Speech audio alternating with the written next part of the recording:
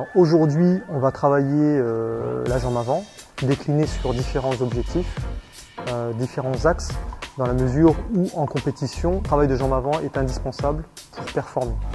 Cette jambe avant peut être utilisée pour scorer, en attaque ou en défense. Elle peut être utilisée pour neutraliser une défense adverse, ou encore elle peut être utilisée pour entrer dans la distance en limitant la prise de risque et permettre à votre athlète, au combattant, d'enchaîner.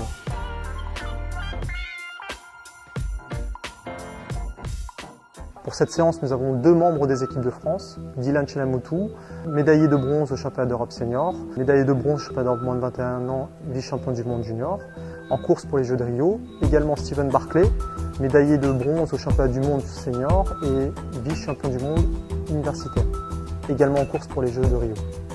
Maintenant c'est parti, je vous retrouve pour la mise en application de ce thème de travail.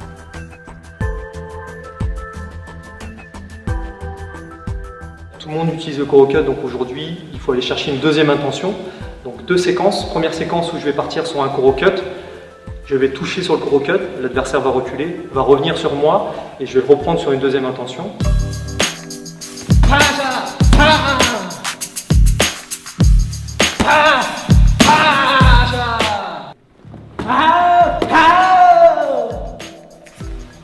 Ok, alors ce qui est essentiel, c'est la couverture, la protection sur la première intention, et ensuite de bien rester sur place avec la jambe avant en attendant l'entrée de l'adversaire et de ne pas anticiper son entrée.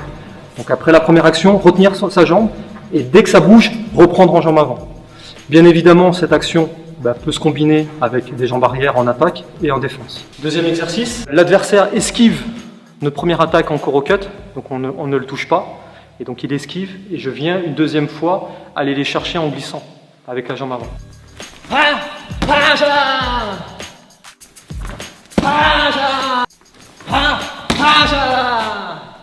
L'objectif de marquer sur la première intention est attendu par tous les combattants. Donc aujourd'hui, systématiquement, ils sont très vigilants, soit ils neutralisent sur notre première intention, soit ils esquivent. Donc il faut toujours apporter une deuxième intention qui nous permettra de scorer avec cette attaque en jambe avant. Donc, comme vous avez pu voir, c'est essentiel. Déjà, toujours la protection sur la première intention. Première intention esquivée par l'adversaire. Et on vient rapprocher la jambe arrière pour venir compenser le retrait de l'adversaire, pour venir le toucher sur la deuxième intention. Encore une fois, le travail de jambe avant est systématisé par tous les combattants. Et aujourd'hui, scorer sur la jambe avant sur la première intention est difficile. Il faut systématiquement avoir une deuxième intention pour compenser soit le retrait de l'adversaire, soit la protection de l'adversaire pour pouvoir marquer.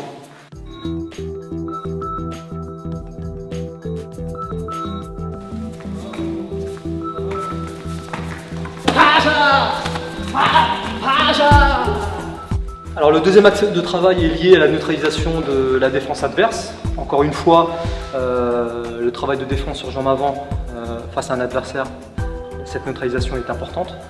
Il va me gêner en jambe avant. Systématiquement, si je viens chercher mon attaque en jambe arrière, je peux être neutralisé par sa jambe avant. Donc mon objectif, c'est de venir avec ma jambe avant, neutraliser sa jambe pour pouvoir créer l'ouverture, la bonne distance pour pouvoir suivre derrière. L'axe de travail de cette première jambe avant est de neutraliser la défense adverse en jambe avant.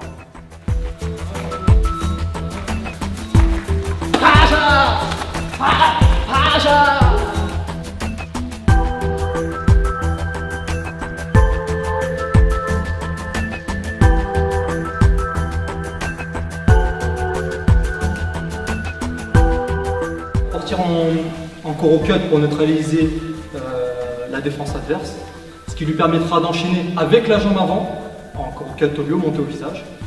Un petit temps d'arrêt, l'adversaire, il faut être patient, on ne s'engage pas, on reste sur place, l'adversaire va revenir vers moi, je vais rentrer au corps à corps avec lui et je vais monter en visage sur 2 coups de pied en table. C'est parti. Allez, allez.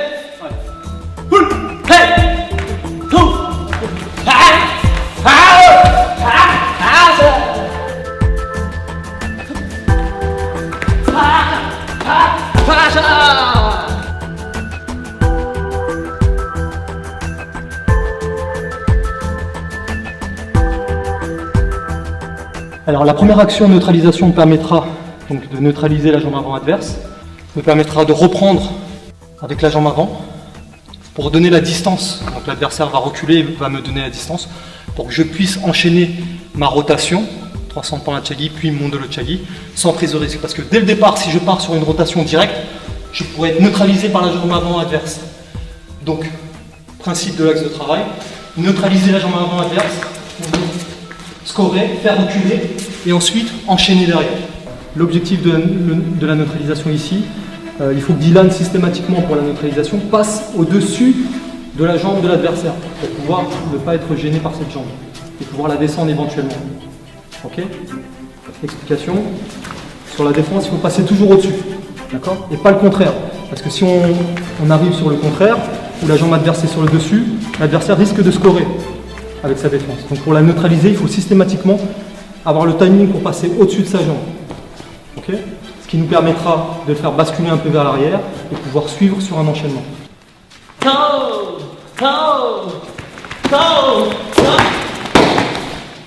Si Dylan partait directement en 360, il serait stoppé par la défense jambe avant de Steven. Encore une fois.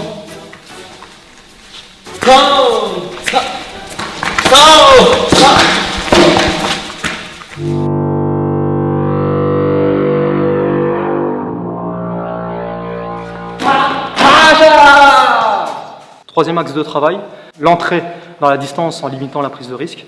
L'objectif est de décliner ce cut en n'allant pas au bout de ce cut comme si on voulait scorer, mais en ayant une action qui nous permet de rentrer dans la distance en étant couvert. Alors derrière, si je touche, il ne faut pas tendre la jambe parce que l'adversaire va être trop loin.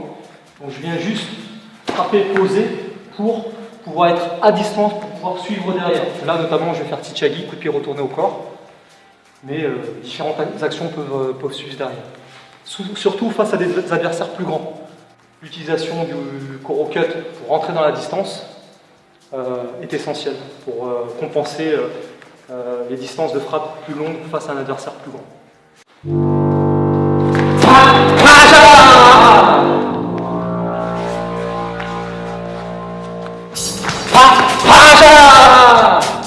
Cette technique ne doit pas être tendue, okay? Elle doit être ramenée pour que je puisse être proche de l'adversaire pour pouvoir placer une deuxième technique.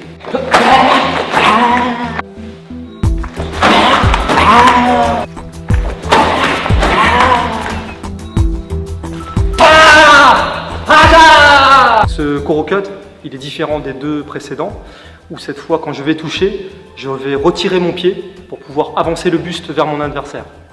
Explication, quand je fais le Koro Cut, je ne viens pas pousser l'adversaire, sinon il sera encore trop loin, donc on rencontrera les mêmes difficultés.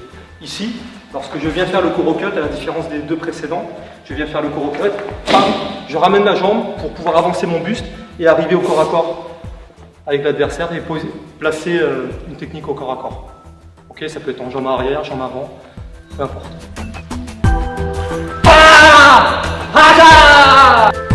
Hey,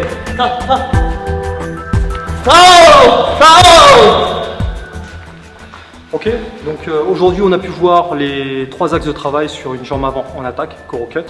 On pourra bien évidemment sur les prochaines séances voir cette technique en défense, combinée bien sûr. Alors ces trois axes de travail, vous pouvez les reprendre, les combiner avec des enchaînements en jambe arrière, jambe avant. Bien évidemment toujours isoler le travail et progressivement apporter davantage d'incertitude avec des mises en situation un peu plus réelles où l'adversaire pourra de manière aléatoire déclencher des attaques ou déclencher des défenses, être plus mobile, etc.